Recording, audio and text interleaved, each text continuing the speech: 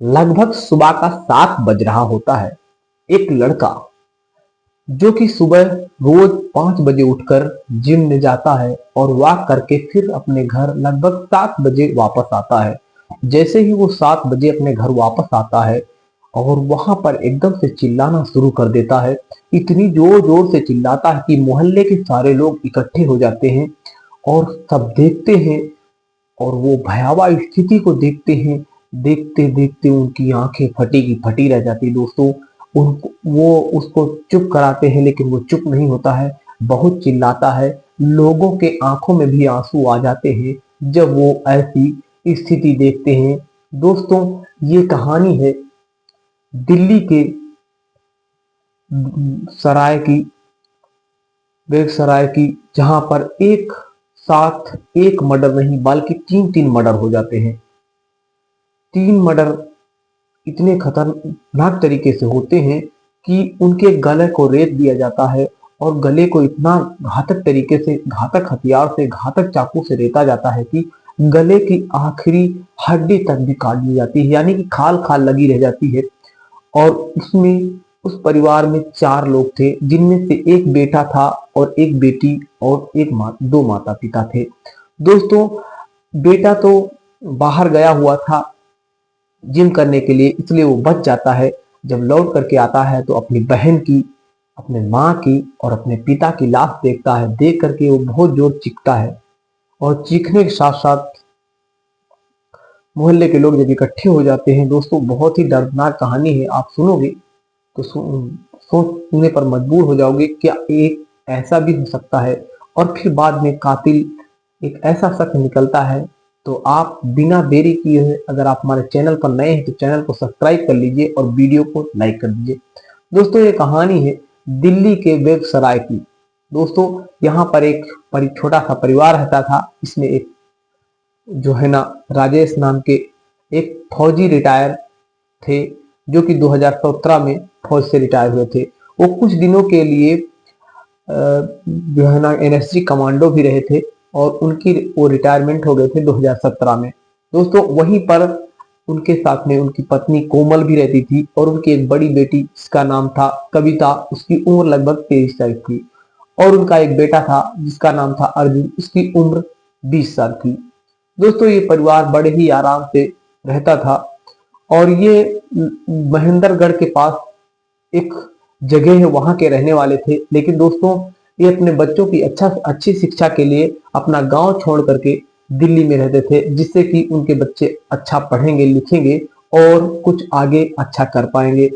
दोस्तों, यहाँ तक कि जो कविता थी पढ़ने में बहुत तेज थी और वो यूपीएससी की तैयारी कर रही थी। जो अर्जुन था वो पढ़ने में थोड़ा कमजोर था और बॉक्सिंग में भी काम करता था और वो बीए में पढ़ता था। दोस्तों, बॉक्सिंग में एक बार चैंपियन भी निकला था जिससे उसको सिल्वर मेडल भी मिला था। दोस्तों, लेकिन पढ़ने में कमजोर था, इसलिए उसको उसके पिता जो थे हमेशा डांटते रहते थे। कहते थे कि बेटा अच्छी पढ़ाई लिखाई करो जिससे आप कुछ अच्छा काम कर पाओगे और अच्छी उन्नति करोगे, अच्छी जॉब कर पाओगे। दोस्तों, ये सोच सोच कर उसके पिताजी चिंतित रहते थे कि ये पढ़ने में बहुत कमजोर है और कभी कभी उसको बहुत डांटते थे। और अपनी जो लड़की थी कविता, बिटिया जो उनकी थी, उनसे बहुत प्यार करते थे। दोस्तों, यही उसको नागवार गुजरा। उसने सोचा कि पिताजी हमसे कम प्यार करते हैं और बहन से बहुत ज्यादा प्यार करते हैं।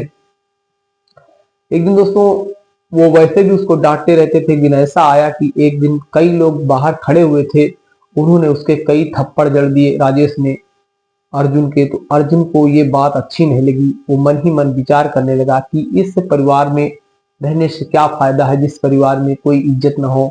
दोस्तों, बल्कि पिता कभी भी अपने बच्चे के बारे में बुरा नहीं सोचता है। वो सोचता है हमारा बच्चा पढ़ेगा लिखेगा अच्छा करेगा तो जीवन उसका संवर जाएगा। लेकिन दोस्तों, कहते नहीं, सोच अपनी अपनी होती है। कौन किस किस चीज को किस माध्यम से कैसे सोचता है वो तो उसके विचार होते हैं। उसी प्रकार अर्जुन के भी विचार कुछ इसी तरीके के होते हैं। वो अपने पिता के बारे में ही बुरा सोचना शुरू कर देता है कि पिताजी एक बार अर्जुन को बहुत जो डांटते रहते, वो कहते हैं अगर तू सही लाइन नहीं चलेगा तो जितनी भी संपत्ति है चल अचल संपत्ति मैं सब अपनी बिटिया कविता के नाम कर दूंगा। ये सोचकर उसके मन में आता है कि पिताजी हमेशा यही डांटते रहते हैं और संपत्ति भी कर देंगे तो मैं क्या करूंगा, ऐसा सोचता है। सोचने के बाद उसके मन में आता है क्यों ना ही पिताजी का जो है ना क्यों ना ही मैं कुछ ऐसा करूं कि सब झंझट ही खत्म हो जाए। एक दिन की बात है दोस्तों, कविता का जन्मदिन था और जन्मदिन के दौरान बहुत भीड़ इकट्ठा हुई सब लोगों। और 2 नवंबर की बात है, 2 नवंबर के दिन जन्मदिन था कविता का और बहुत भीड़ इकट्ठा हुई। भीड़ इकट्ठा होने के बाद में लोग आए और लोग आने के दौरान फिर राजेश ने अर्जुन को पीटा और उन्होंने 2-3 थप्पड़ मारते हुए कहा तू ढंग से काम किया करे, बहुत बदतमीज है, सबके सामने उसकी बेइज्जती करने लगे। तो अर्जुन के मन में आया कि अब पिताजी ऐसे मानने वाले नहीं है, अब कुछ दिन के लिए इलाज करना ही पड़ेगा। दोस्तों वो उसी दिन से विचार बनाने लगा कि इनका कत्ल कैसे किया जाए। उसने सोचा अगर पिताजी का कत्ल कर देता हूँ तो माँ जी बच जाएंगी, फिर वो मेरे लिए कुछ ना कुछ करेंगी, इसलिए दोनों पिता और माता का दोनों का कत्ल कर देता हूँ। दोस्तों ये सोच करके उनकी मैरिज यूनिवर्सिटी ही 4 दिसंबर को, यही 4 दिसंबर जो कल परसों गया हुआ है दोस्तों, 4 दिसंबर को उन लोगों ने तैयारी की थी कि 4 दिसंबर कल मैरिज यूनिवर्सिटी है। दोस्तों शादी सालगिरह के पहले ही उनको क्या पता था कि मेरा शादी सालगिरह मनाने से पहले ही हमारी मृत्यु हो जाएगी, मैं मार दिया जाऊंगा। दोस्तों वो लोग सोते तो बहुत खुशी खुशी थे हैं रात में, और क्योंकि उनकी कल शादी सालगिरह थी उसकी तैयारी करने के बाद में रात में सो जाते हैं दोस्तों। उनको पता ही नहीं था कि कल सुबह होने वाला ही नहीं है और कभी वो कल सुबह देखेंगे ही नहीं। दोस्तों जब सो जाते हैं, सोने के बाद में वो लड़का अर्जुन रात में सोता तो साथ में है और उठता है, उनके पास में एक चाकू होती है, उनके रूम में रखी होती है, चुपचाप निकाल लेता है। निकालने के बाद मिले जाता है। दोस्तों अक्सर फौजियों के पास एक नाइफ मिलती है जो सेफ्टी नाइफ जिसको बोलते हैं, वो हर एक फौजी के पास मिलती है। दोस्तों सेफ्टी नाइफ लेकर रख देता है कोने में और कोने में उठाता है और उठाने के बाद लगभग रात में वही बज रहा होता है 12-1 बजे के बीच में नाइफ को उठाता है और उठाने के बाद में सबसे पहले कविता का कत्ल करता है जो कि ग्राउंड फ्लोर में सोई हुई थी। उसके पास में वो अपने पिताजी के पास जाता है। वो सोचता है कि अगर पिताजी के पास मैं हल्का भी वार करूंगा तो पिताजी कहीं अगर उनको ढंग से लग नहीं पाया तो वो भी फौज के व्यक्ति हैं, फिर वो हमको बहुत मारेंगे। तो वो बहुत इतनी तेज से वार पिताजी के गर्दन पे करता है कि पिताजी के भी मुंह से कोई चीख नहीं निकलती है और वो भी तुरंत खत्म हो जाते हैं। दोस्तों अब बारी आती है उसकी माँ की। उसकी माँ बाथरूम के अंदर ही थी। दोस्तों कुछ देर के बाद उसकी माँ बाथरूम के अंदर से जैसे ही बाहर निकलती, सारा दृश्य देखती, देखने से पहले वो कुछ कह पाती तब तक उसने अपनी माँ के गर्दन पे भी छुरी चला दी। अब उसके माँ की भी मृत्यु हो गई। दोस्तों 3-3 लाशों को देखकर उनके उनके गले से बहुत जोर जोर से खून कटे हुए गलों से बह रहा था। आखिरकार उसने कपड़ा वपड़ा थोड़ा बहुत लगाया, लगाने के बाद एक कोने में जाकर के बैठ गया और सुबह का इंतजार करने लगा। दोस्तों जब सुबह हुआ लगभग 5 बज रहा था, 5 बजने में बज रहा था, बजने के दौरान उसने बाहर से कुंडी बंद की और कुंडी बंद करने के दौरान उसने बहुत तेज से आवाज लगाई, कहने लगी मम्मी अंदर से दरवाजा बंद कर लेना, मैं वॉक पे जा रहा हूँ। ये बात एक बुढ़िया जो बगल में बूढ़ी माँ थी वो सुन रही थी।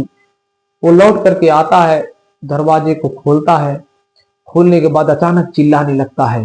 ये क्या हुआ? इतनी जोर चिल्लाता है कि मोहल्ले के सभी लोग इकट्ठे हो जाते हैं।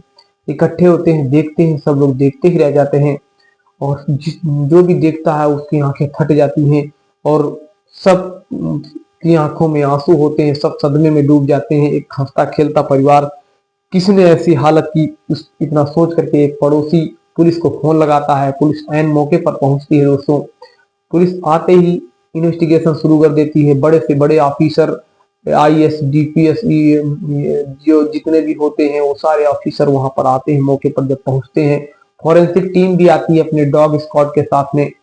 सब वहां पर जांच पड़ताल करते हैं। जांच पड़ताल करने के दौरान में पता लगता है कि वो सोचते हैं कि कोई चोरी की नियत से या डकैती की नियत से तो कोई नहीं घुसा था घर में।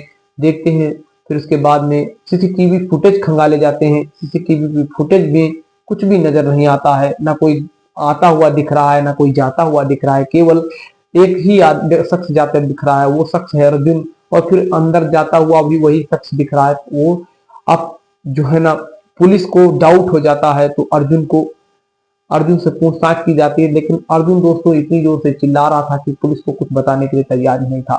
कुछ देर के बाद में पुलिस फिर अर्जुन को पकड़ती है और पकड़ने के बाद में ले जाती है और उसके बाद में उसको फोर्स करके पूछती है। तब अर्जुन टूट जाता है और सारी बातें पुलिस को बता देता है और कहता है कि मैं मुझसे मेरे माता पिता जो थे भेदभाव करते थे और मेरी बहन से बहुत प्रेम करते थे, इसीलिए मैंने ये ऐसा कदम उठाया। वो हमेशा, और एक दिन ऐसा भी वो कह रहे थे कि मैं अपनी संपत्ति सारी बहन के नाम कर दूंगा, तुम्हारी बहन के नाम कर दूंगा। यही सोचकर मेरे मन में आया कि हम जिस घर में मेरी इज्जत ना है, ऐसे घर में लोगों के साथ रहने से क्या फायदा, इसीलिए मैंने अपने माँ बाप का कत्ल किया। इतना कहते हुए वो अपने जुर्म को कबूल लेता है। ये बात जब सब पड़ोसियों को पता चलती है तो सब पड़ोसी सन्न रह जाते हैं। जिस जिसको ये बात आग की तरह पूरे भारत में फैल जाती है, पूरी दुनिया में फैलती है। जिस जिस जो जो भी सुनता है तो रिश्तों को तार तार कर देने वाली कहानी सुनकर के सब लोग अपने दांतों के नीचे उंगलियां दबाने लगते हैं। लोगों के पैरों के नीचे जमीन खिसक जाती। क्या एक ऐसा बेटा भी हो सकता है जो अपने माँ बाप को, जिन्होंने बचपन से पाला पोसा बड़ा किया और उन्होंने चलना सिखाया, उन्होंने फुदकना सिखाया, उन्होंने गाना सिखाया, उन्होंने सब कुछ सिखाया, उन्हीं का कत्ल कर सकता है। दोस्तों ये कहानी पढ़ करके मुझे बहुत ही दुख महसूस हुआ और मैं क्या करूं। और दोस्तों आपकी क्या राय है इस कहानी के बारे में? दोस्तों मैं तो ये कहता हूं, किसी माँ बाप को अपने बच्चे के रवैये देख के उसको उसी हिसाब से बात करना चाहिए। अब जो समझने वाला होता है दोस्तों उसी को समझाया जाता है, जो ना समझने वाला हो उसको फिर उसकी मर्जी और उसका धर्म जाने, दीन जाने, कर्म जाने, जो भी करेगा वो भरेगा। दोस्तों कहानी कैसी लगी कमेंट में आप हमें राय जरूर दें और जय हिंद, वंदे मातरम। नमस्कार।